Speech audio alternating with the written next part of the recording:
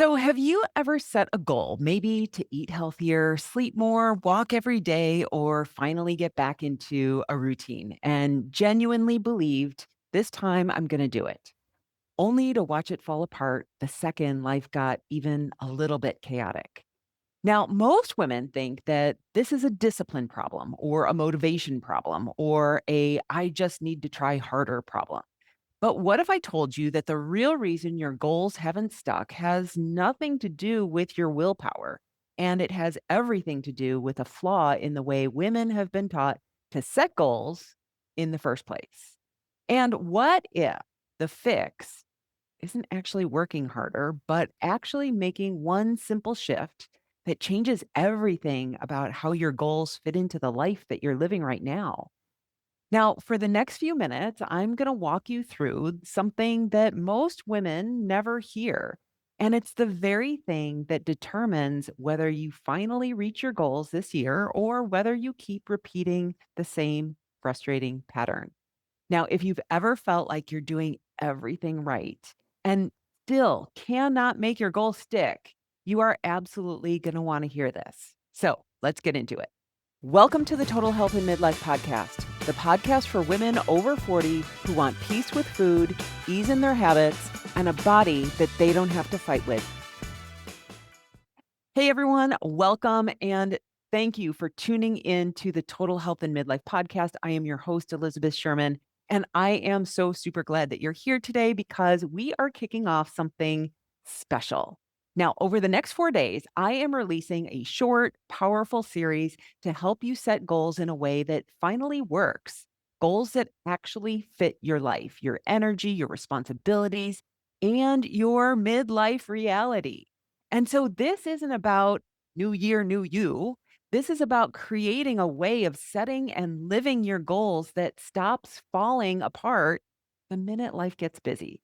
Now, if you've ever set a goal to get healthier, to eat better, to get to bed earlier, to exercise more, and you felt genuinely excited about it, only to have it slide right out of your hands a few weeks later, this series is for you. And today we are starting with a big one, setting realistic goals, but not realistic the way that most people use the word. Realistic for you, realistic for the woman that you are today, not the one that you were when you were 32. Realistic inside a life that's already full, demanding, and unpredictable. Now, here's the thing I want you to hear. If you've struggled to stick to your goals in the past, that is not because you're undisciplined or inconsistent. It's not because you didn't want it enough. It's not because you're broken or bad at following through or lacking willpower. Honestly, you've always had more willpower than anyone else around you. The reason is something much simpler and much more human. Your goals were sitting on top of a life that was already overflowing with responsibilities. Now, I learned this the hard way early in my health journey. I wanted to be the woman who ate clean all the time. I wanted the results so badly that I kept giving myself these extreme stretch goals, the kind of goals designed for someone whose life revolved around food, prep, perfect planning, and zero emotional eating. And that was not my life. I was juggling a demanding career, trying to keep a home running, managing my emotional world, navigating everything that comes with being a woman in this phase of life. And I didn't have the support or the structure to maintain those habits. So, yes, everything worked fine on the easy days. And then the minute life got busy or chaotic, when I was stressed or overwhelmed or tired or just emotionally done, the whole thing collapsed. And not because I didn't care and not because I wasn't trying, but because the system I needed to support that goal didn't exist yet. And that's what I want to talk about today. Your goals haven't failed because you failed. Your goals have failed because the method that you were taught to set them was never built for a woman with your life, your responsibilities, your hormonal landscape, the invisible labor that you carry, your emotional load, your caregiving role, your everything. And today, I'm going to offer you a different way to approach your goals, one that honors who you are, what your life looks like, and what your body and brain need from you in this stage of life. Now, today is day one of the goal setting series. And by the end of it, you will understand exactly why goals need to be designed around the woman that you are today, not the one that you used to be, and not the one that you think you should be, and not the one that the internet tells you that you are supposed to become. So let's get into it. Let's talk about the real problem behind setting quote unquote realistic goals. Because this is where so many smart, capable midlife women get tripped up without even realizing. When most of us set a goal, we don't actually set it as the person that we are today. We set it as one of two different versions of ourselves. Either the woman that we used to be, the one in her 30s who has the energy, the different hormonal environment, fewer responsibilities, and a whole lot more margin in her day, or the woman that we think we should be, the woman who wakes up at dawn and never misses a workout and always has a fridge full of prepped vegetables that she wants to eat and somehow has the energy of a golden retriever in human form. And because of that, realistic becomes this sneaky, loaded word. Realistic turns into, well, I should be able to do this. I did it before, or everyone else seems to be doing it, so I should be able to do it too. But none of that actually reflects the truth of who you are today in your actual life. Now, here's an example that I see all the time, and you might see yourself in this example too. A client of mine had always been a morning person.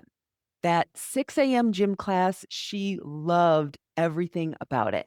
The community, the energy, the structure, the way that it just set her day up to succeed and feel accomplished and grounded.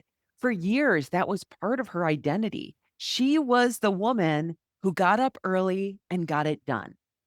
And then perimenopause hit. Her sleep changed, her energy changed, her stress tolerance changed, her nervous system was different. And so for a while, she stopped getting up for that 6 a.m. class and let herself sleep in because that's what her body actually needed. Then, once she started to feel ready to set goals again, she immediately went back to what had always worked before. I'm going to get up at 5:15 to get to my 6 a.m. class and get back into my routine. Except that it didn't work.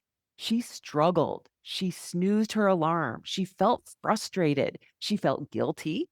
She felt confused. And she kept thinking, but I used to be able to do this. It's not like it's new behavior. Why is this suddenly really, really difficult for me? And the answer is nothing was wrong with her. Everything was different around her. Her hormones, her stress load, her sleep quality, her nervous system, her responsibilities, her life had changed. Her body had changed. And she was setting a goal based on a past version of herself instead of the person that she is today. This is the hidden flaw in how so many of us approach goal setting. We choose goals based on old capacity or borrowed expectations. We forget to account for the reality of being in midlife and the emotional load, the caretaking, the invisible labor, the shifting hormones, the unpredictable energy, and the constant demands. And then we blame ourselves when the goal doesn't work out. This is where I have an overflowing plate metaphor and it becomes essential. So think about it this way: your life, your responsibilities, your stressors, your caregiving roles, your work demands, that is all on this overflowing plate of responsibilities. And when the plate is already overloaded, we like to add our new health habits on top of it. It's like balancing a meatball on top of a mountain of spaghetti. Sure, it'll stay as long as everything stays serene. But the second life starts lifing, like a parent needs something, your sleep tanks, work gets chaotic, someone gets sick, the dog throws up on the rug, whatever it is, the meatballs, your health habits, they roll right off. And not because you're inconsistent or uncommitted, not because you're unmotivated, but because the structure underneath could not support it. And so, if you've ever felt like your goals collapse the moment real life shows up, this is why. You're not setting them for the woman that you are right now. And you haven't built a plate strong enough to support the goals that you care about. This is the shift that we're making today.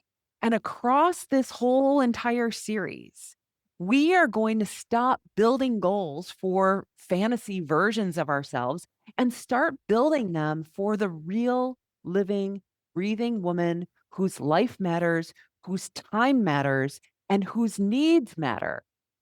So let's break this down even further because this is the part that most women never account for when they're setting goals.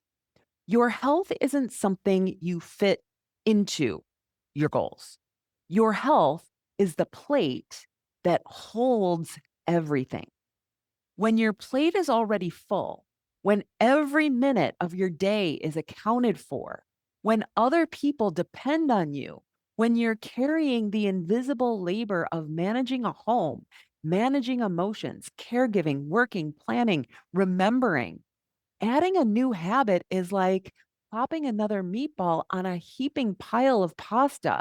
It might balance for a while, it might even feel doable. But the second that plate starts to wobble, everything on top of it just rolls away. Here's what's important about that: that wobble isn't failure, it's actually predictable, it's human, it's life. You're not a robot waking up in identical circumstances every single day. You're a woman in midlife whose energy changes, whose sleep changes, whose hormones shift, whose responsibilities ebb and flow, whose emotional capacity is constantly being pulled in different directions. And because of all that, your plate gets disturbed a lot. And so let me give you an example I've seen hundreds of times, first as a young personal trainer, and then over and over again as a coach in my practice. Back in my early days of training, I'd have clients come in excited, motivated, and totally on board. And they would show up consistently. They'd stretch, they'd do all the things, they would get fantastic results. And then life would hit. Maybe they had to travel for work. Maybe it was a vacation. Maybe the holidays arrived and suddenly they were coordinating gifts and events and cooking and hosting and going to parties. Maybe their kids needed more attention. Maybe their job exploded with deadlines. Every single time, without exception, something would start demanding more of their time and emotional bandwidth. And the moment that happened, the first thing that they dropped was the thing that they were doing for themselves. They would cancel their appointments with me, and their eating habits would fall off track. Workouts disappeared, sleep went out the window, and of course, the results that they worked so hard for months, those started to unravel as well. And not because they didn't care, and not because they were inconsistent, but because the circumstances, the plate underneath their habits was overloaded, shaky, and not designed to support anything extra. Travel, especially, will disrupt a habit faster than anything. I see this all the time. For some women, it's a twice a year vacation. So that's easily planned with a little forethought. But for others, travel is constant: work trips, caregiving trips, back and forth flights for family or unexpected emergencies. And if you're relying on a routine that only works when you have a specific environment and you're home and everything is calm, that routine is going to break the moment that you step into an airport. There's nothing wrong with you for that. This is what midlife looks like. This is what being the default adult looks like. This is what happens when the plate is holding everything and the meatball is just sitting there hoping that nothing disturbs it. Here's the truth that I want you to absorb. If the plate is full and wobbly, no goal can stay on top, no matter how badly you want it. Desire doesn't prevent disruption. Willpower doesn't stabilize a plate. Motivation doesn't hold a habit in place when life starts shaking. The only thing that keeps a goal from rolling off is creating a plate that's strong enough and spacious enough and supportive enough to hold it, even on the messiest of days. And once you see this clearly, it's not discouraging, it's clarifying. Because now, instead of fighting yourself or believing that you are the problem, you can finally work on the real issue, designing a life and system that supports the behaviors your goal requires. You're not flawed. The method that you were taught was flawed. So, if your goals can't sit on top of your life anymore, what does realistic actually mean in this context? Well, this is where most women misunderstand the concept. Realistic doesn't mean smaller, it doesn't mean settling, and it definitely doesn't mean easy. Realistic means aligned, aligned with the woman that you are today, with your actual bandwidth, your emotional landscape, your hormonal state, your responsibilities, and your needs. A realistic goal is one that fits into the architecture of your real life, not the imaginary version of your life where everything goes smoothly and no one needs anything from you.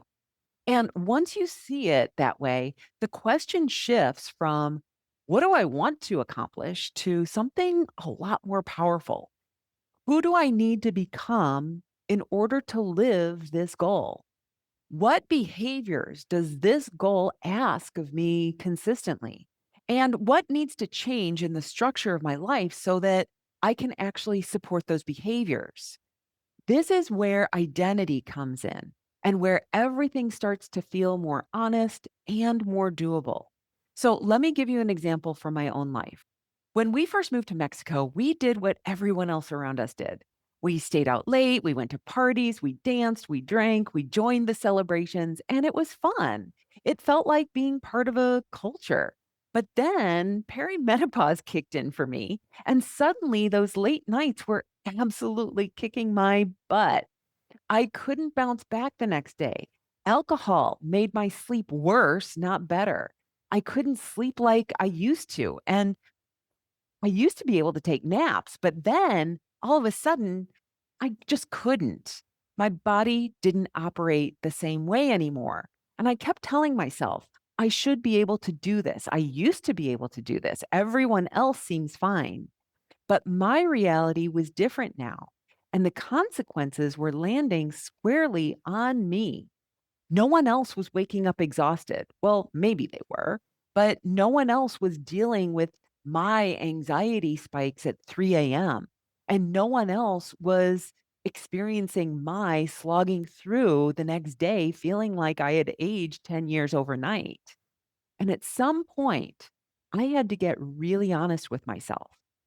If I wanted to feel good, if I wanted to have energy, if I wanted to function the next day, then I had to become the woman who prioritized her sleep. Not the woman who wants to sleep, not the woman who tries to get in bed earlier, but the woman who protects her bedtime like it actually matters. And that required a shift in identity. I had to stop asking, how do I make late nights work? And started asking, who am I choosing to be here? And does this behavior support that identity? Now, for me, that meant saying no to some things. It meant leaving events earlier. It meant choosing water over another margarita. Not because I became boring or rigid, I hope, but because I finally understood that no one suffers the consequences of my choices except for me. And if I was going to stay healthy and grounded in this life that I love, I needed to align my behaviors with the woman that I was becoming, not the woman that I used to be. That's what identity based goal setting is. It's the difference between I want to get more sleep. And I am a woman who protects her sleep because she knows how she feels when she doesn't. It's the difference between I want to walk 3 times a week and I'm becoming the kind of woman who moves her body even when it's inconvenience. And so once you understand all of that, your goals stop feeling like a punishment or a test. They start feeling like an evolution, a becoming. And that's the point. Realistic goals aren't about shrinking your dreams. They're about building a life and an identity that can actually hold the dreams that you have. Now, if you take nothing else away from today, I want it to be this: your health is the structure, your health is the plate. Your goals will only stick when they're built into that structure, not balanced on top of it. And this is why so many of your past goals felt shaky, even when you were excited about them. They were sitting on a plate that was already full, already wobbling, and already stretched thin by responsibilities that no one else sees. And the truth is, there's nothing wrong with you for that. You just need a different system, one that respects your real life, not the idealized version you think you should have. And that's exactly why I created the Life Proof Your Health playbook. Now, this playbook is amazing. It teaches you how you can build a plate that can hold the rest of your life. It shows you how to redesign the hidden architecture of your health goals, your routines, your bandwidth, your expectations, your environment. So the habits that you actually want to have a place to live. Because when your life supports your habits, your goals stop falling off the edge.